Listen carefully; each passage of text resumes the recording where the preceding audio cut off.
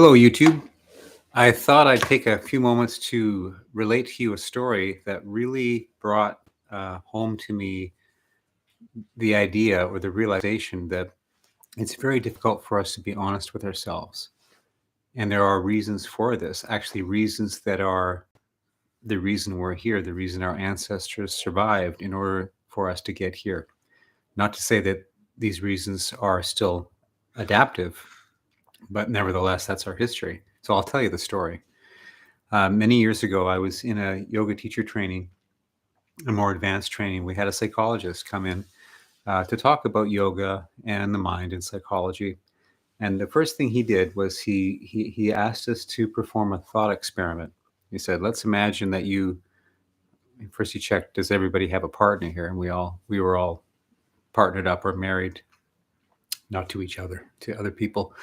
And he said, "Okay, now imagine you come home early from work and you hear a disturbance upstairs. You hear something, some laughing or something upstairs, and you walk up the stairs and you hear two voices, and you could feel the temperature in the room starting to chill here."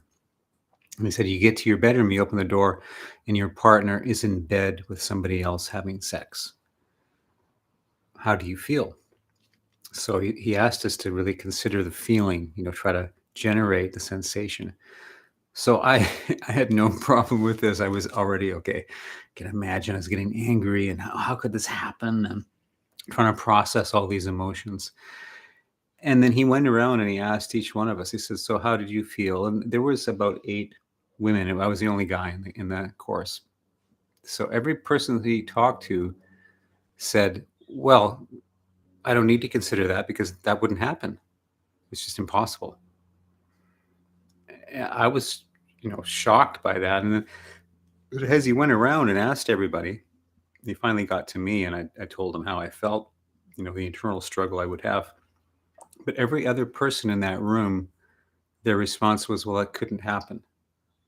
Now we know, the failure rate for marriage is about 55%, and a major contributor to that is infidelity.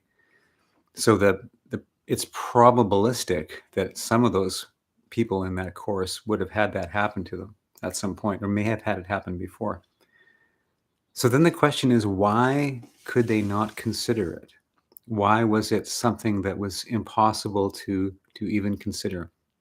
And the label they would put on that is impossible. I think I know why. If you consider culturally, we have an idea called the Overton window. It's a window of discourse which our culture at a specific time allows. So at a certain time, talking about, say, homosexuality as being normative or ordinary and natural wouldn't have been something that you could talk about in public. So that would be outside of that Overton window. And here I think what's happening is there's an Overton window, a psychological capacity to accept the negative emotion that's generated by a thought like this. So for these people in this training, the idea that their partner could cheat on them, and of course all the instability that would happen afterwards because of that, was outside of their capacity to accept that emotionally. It's just too much. So they compartmentalized the idea and said it can't happen. Now I think that's a short-term avoidance of suffering. So there's definitely an adaptive value for that. But of course, it has its medium and long-term effects could be very negative. So when we think about something, even like a partner leaving us or cheating on us, it's so painful we can't think about it. Imagine then how painful the idea of dying would be to a culture who's been initiated in the idea that you are responsible for your behavior, and whether you go to heaven or hell or you're reincarnated in a positive or a negative way, those those potentials in your next life or in heaven will be dependent upon your behavior in this life. So you tell this to a child, and of course the child doesn't know what behaviors are right and wrong. They're just acting instinctively. So that child, of course, now is concerned about their behavior.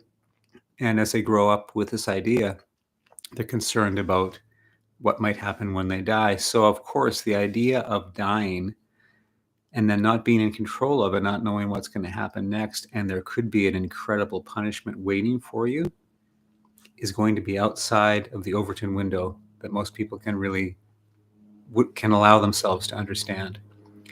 So this is the way that ideology and religion poisons the mind.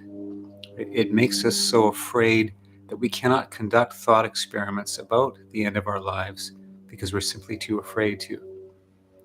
It's a reduction of our potential intelligence. And that's one of the reasons I think it's so damaging. So that's my thoughts today on that. Thanks for listening.